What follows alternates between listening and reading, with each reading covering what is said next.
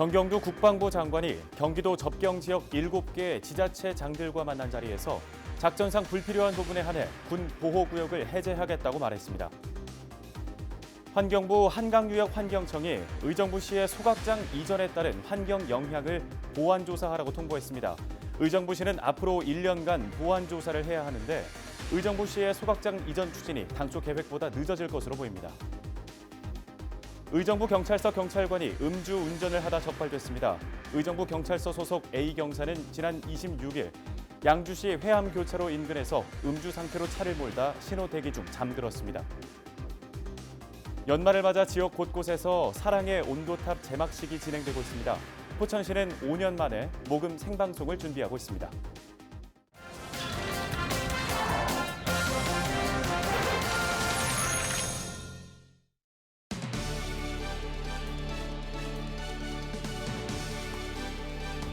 시청자 여러분 안녕하십니까? 헬로티비 뉴스 나라 시작합니다. 의정부 경찰서 경찰관이 음주 운전을 하다 적발됐습니다. 의정부 경찰서 소속 A경사는 지난 26일 자정쯤 양주시 회암교차로 인근 도로에서 음주 상태로 자신의 SUV 차를 몰다 신호 대기 중 잠들었습니다. 이를 이상히 여긴 다른 운전자가 경찰에 신고를 했고 출동한 경찰은 A경사의 혈중 알코올 농도를 확인한 결과 면허 정지 수준인 0.066%가 나왔습니다. A경사는 이날 근처에서 술을 마시고 약 5km가량 운전한 것으로 파악됐습니다. 경찰은 A경사를 입건하는 한편 징계위원회에도 회부할 예정입니다. 환경부 한강유역환경청이 의정부시의 소각장 이전에 따른 환경 영향을 보완조사하라고 통보했습니다. 한강유역환경청은 지난 26일 소각장 예정지로부터 반경 5km 안에 있는 광릉숲을 대상으로 1년간 동식물 현황을 조사한 뒤 평가서에 추가해야 한다는 의견을 의정부시에 전달했습니다. 이에 따라 의정부시는 앞으로 1년 동안 보완 조사를 실시해야 하고 중앙환경분쟁조정위원회가 이 결과를 토대로 9개월 동안 현장 조사를 해야 해 의정부시의 소각장 이전 추진이 당초 계획보다 늦어질 것으로 보입니다. 다음 소식입니다.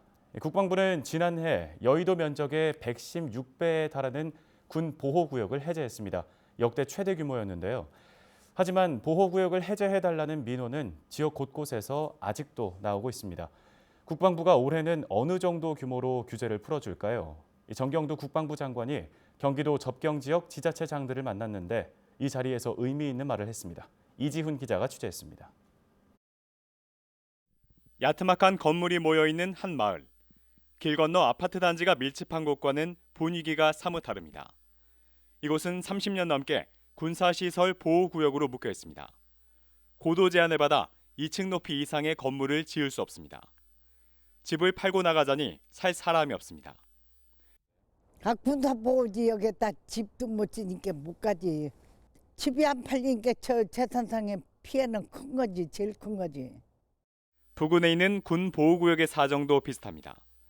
국방부의 보호구역 해제를 수차례 요구했지만 번번이 거절당했습니다.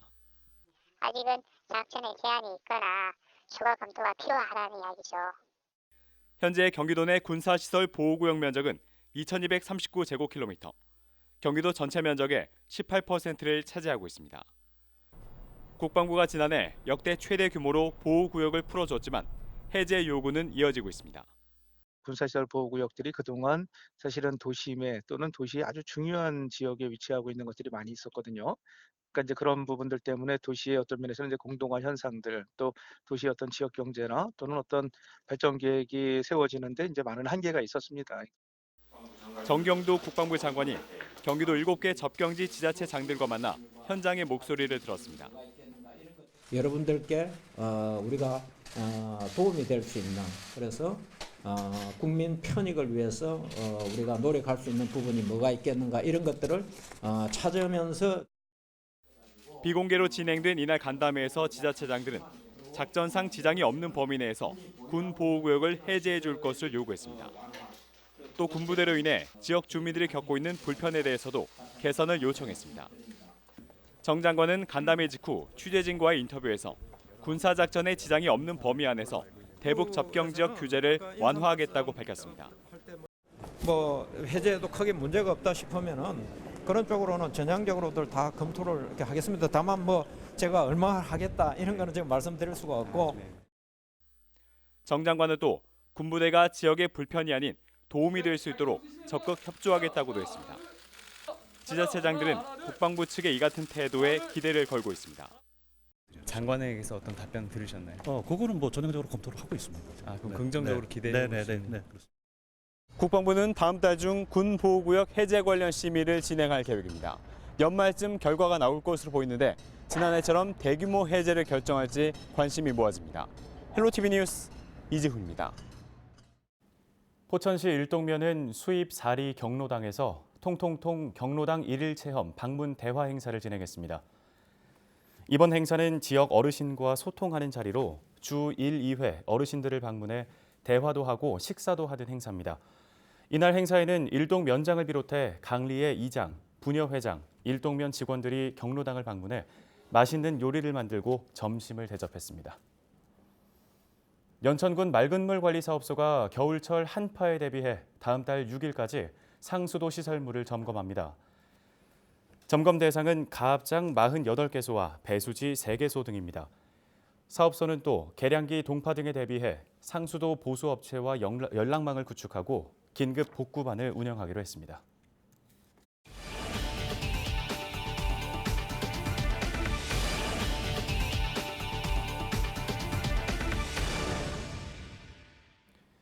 지역 곳곳에서 사랑의 온도탑 제막식이 진행되면서 올 연말에도 이웃 돕기 모금 소식이 들려오고 있습니다. 포천도 5년 만에 모금 생방송을 준비하고 있는데요. 포천 기업인들이 앞장서서 힘을 모으고 있다고 합니다. 김소영 기자가 전해드립니다. 포천시와 경기 북부 사랑의 열매가 채움, 나눔, 그리고 기쁨이라는 주제로 이웃 돕기 모금 행사를 개최합니다. 해마다 겨울이면 이웃 돕기 모금을 진행해 왔지만 올해는 조금 특별합니다. 아프리카 돼지열병 발생으로 모든 행사가 취소됐지만 이럴 때일수록 따뜻한 마음을 나누는 이웃 돕기는 이어져야 한다며 모금 행사를 준비한 것입니다. 포천 모금 생방송은 지난 2014년 이후 5년 만입니다. 가장 먼저 기부에 나선 것은 포천에서 기업을 운영하는 기업인들이었습니다.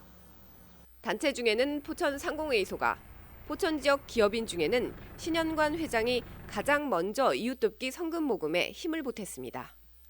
우리 상공인들이 축산인이나 농어민을 위해서 할 수 있는 그런 어떤 계기가 되지 않았나 보고 상공인들의 또 단결된 모습을 또 우리가 또 보여줄 수 있는 시기가 돼서 이번 이 사랑의 열매 모금에 저희가 이 도움을 주려고 하지만 결국은 혜택자가 아닌가 생각합니다.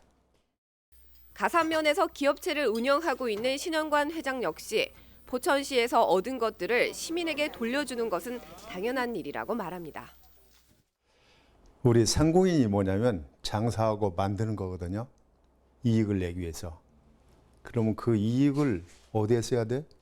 우리만 못한 사람들 나누어주면 좋잖아요. 이건 당연한 의무라고 생각합니다. 올해 모금 목표액은 2억 원입니다.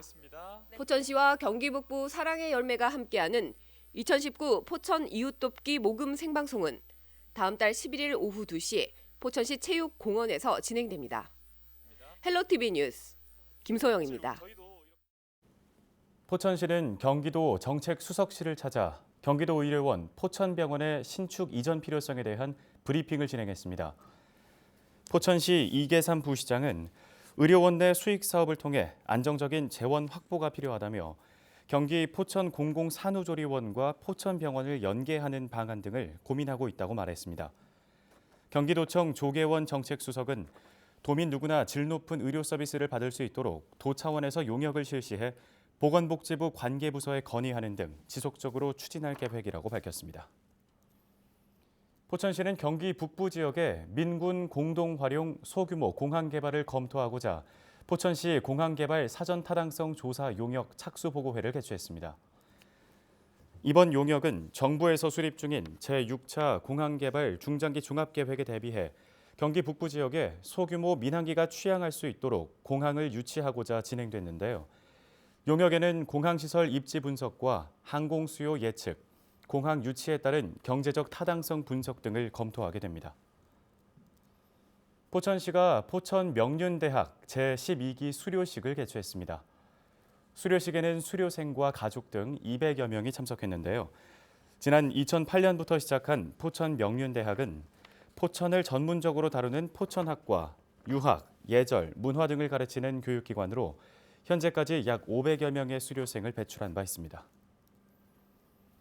포천시가 여성가족부에서 선정하는 가족 친화 인증을 받았습니다.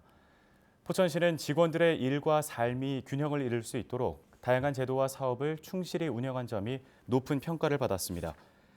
가족 친화 인증을 받은 기업이나 기관에는 출입국 우대카드 발급과 중앙정부, 지자체 심사 시의 가점, 금리 우대 등 총 207개의 인센티브가 주어지게 됩니다.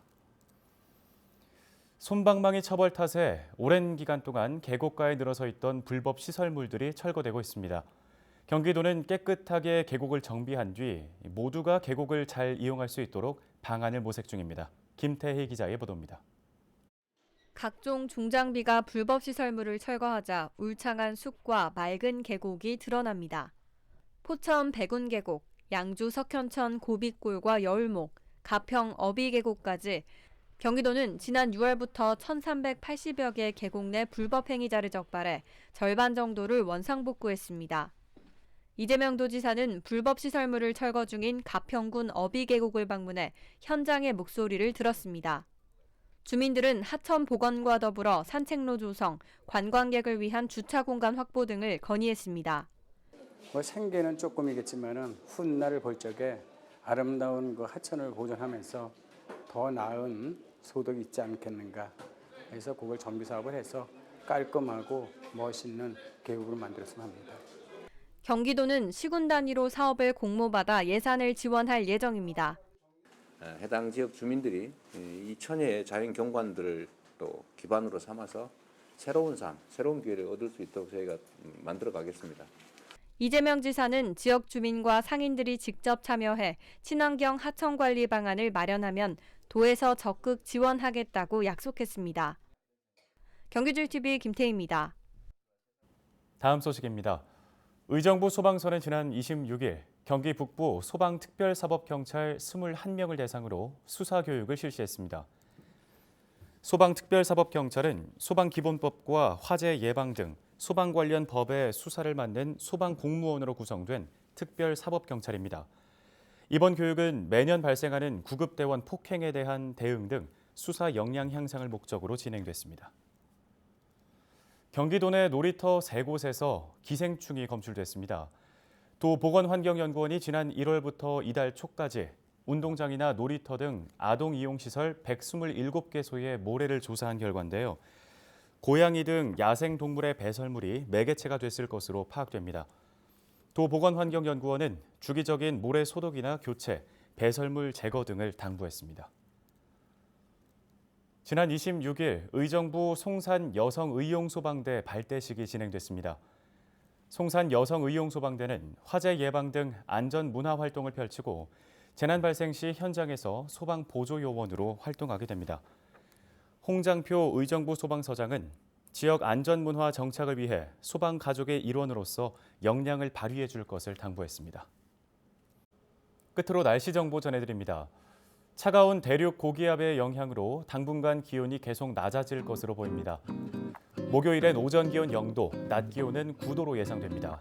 미세먼지 농도는 좋음 수준으로 청명한 하늘 볼 수 있을 것으로 전망됩니다.